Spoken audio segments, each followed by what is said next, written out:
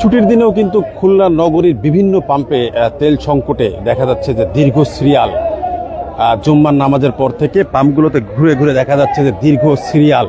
আমি এখন আছি খুলনা নগরীর ফুলবাড়ি গেট নগর পেট্রোলিয়াম পাম্পে। এখানে কিন্তু দেখছি যে জুম্মার নামাজের পর থেকেই এখানে কিছুক্ষণ পর থেকে তেল দেওয়া শুরু হবে শুনে কিন্তু জুম্মার নামাজের পর থেকে কিন্তু এখানে যারা আছেন সিরিয়াল দিয়ে কিন্তু তেল নেওয়ার জন্য অপেক্ষা করছেন। একদিকে মোটরসাইকেলের সিরিয়াল, অন্যদিকে ব্যক্তিগত যানবাহন, প্লাস আছে বাণিজ্যিকভাবে চলাচল যে ট্রাকগুলিও কিন্তু সিরিয়াল দিয়ে পেট্রোল পাম্পে অপেক্ষা করছে আসলে তেলের জন্য। তেল সংকটের মধ্যে দিয়ে কিন্তু যখনই যে পাম্পে তেল দেওয়া হচ্ছে না কিন্তু সেখানেই কিন্তু আসলে দীর্ঘ একটি সিরিয়াল দেখা যাচ্ছে খুলনা নগরের বিভিন্ন পাম্পগুলোতে। আমরা ঘুরে ঘুরে কিন্তু দেখেছি যে তেলের সংকটের জন্য কিন্তু মানুষ কিন্তু ঘন্টার পর ঘন্টা সিরিয়াল দিয়ে অপেক্ষা করে তেলের জন্য।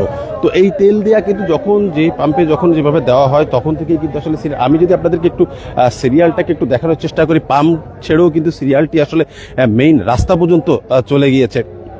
এখান থেকে মোটরসাইকেলের সিরিয়াল আছে পাম্পের ভিতরে। এছাড়াও কিন্তু যদি এই সিরিয়ালটি কিন্তু মোটরসাইকেল দিয়ে ভেদ করে কিন্তু মেইন রাস্তা পর্যন্ত চলে গেছে, যে মেইন রাস্তা আছে সেই রাস্তা পর্যন্ত কিন্তু এই সিরিয়ালটি চলে গেছে। এবং এখানে কিন্তু আসলে জুম্মার নামাজের পর থেকেই এই সিরিয়াল দেওয়া শুরু হয়েছে এবং যারা তেল নিতে আসছে, যাদের তেলের আসলে প্রয়োজন, তারা কিন্তু এই সিরিয়াল দিয়ে অপেক্ষা করছে ঘন্টার পর ঘন্টা।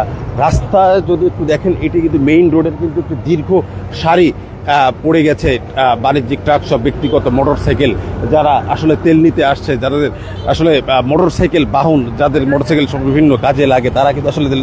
হ্যাঁ, আপনার সাথে একটু কথা বলি, যদি তেল নিতে আসলে কোথা থেকে আসছেন আপনি? ভাই আমি নড়াইল থেকে আসতে, আমার কাজ ছিল, তাই সিরিয়ালে তেল দিচ্ছে, এই জন্য আমি দাঁড়াইছি।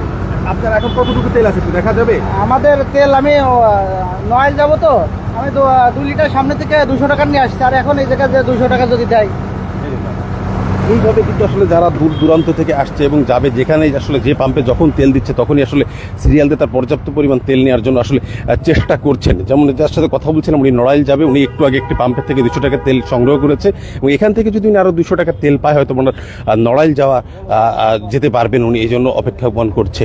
এখানে কিন্তু আসলে এই উত্তপ্ত গরমের ভিতরে কিন্তু এই তেলের জন্য কিন্তু অপেক্ষমান যারা আছে তারা কিন্তু তেল নিচ্ছে। এখানে কিন্তু হয়তো এই পাম্পে ইতিমধ্যে বোধহয় তেল দেওয়া শুরু হয়েছে। আমরা দেখছি যে একটি ট্রাকে হয়তো তেল দিচ্ছে এবং তেল দেওয়া শুরু হয়েছে।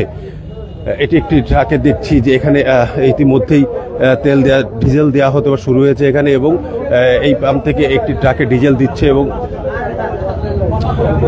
এছাড়া কিন্তু এখনো কিন্তু আসলে মোটরসাইকেলের যে মোটরসাইকেলগুলি আছে সেগুলি কিন্তু এখনও অপেক্ষমান। মোটরসাইকেলের তেল দেওয়া কিন্তু এখনও শুরু হয়নি। পাম্প থেকে হয়তোবা আমরা যত শুনেছি বেলা 3টা নাগাদ হয়তোবা এই পাম্প থেকে মোটরসাইকেলে তেল দেওয়া শুরু হবে। এবং মোটরসাইকেলের অপেক্ষমান যারা উত্তপ্ত রোদের ভিতরে আছে তারা কিন্তু আসলে প্রয়োজনে আসলে যে তেল লাগবে সেই তেল নেওয়ার জন্য কিন্তু আসলে এই পাম্পগুলোতে ভিড় জমাচ্ছে এবং অপেক্ষা করছে। আমি আছি এখন খুলনার ফুলবাড়ি গেট নগর পেট্রোলিয়াম সার্ভিস স্টেশনে, যেখান থেকে লাইভের মাধ্যমে আপনাদেরকে কালের কণ্ঠে লাইভের মাধ্যমে জানানোর চেষ্টা করছিলাম তেলের যে জন্য যে মোটরসাইকেল আলাদের বা যানবাহনের যে দীর্ঘ লাইন।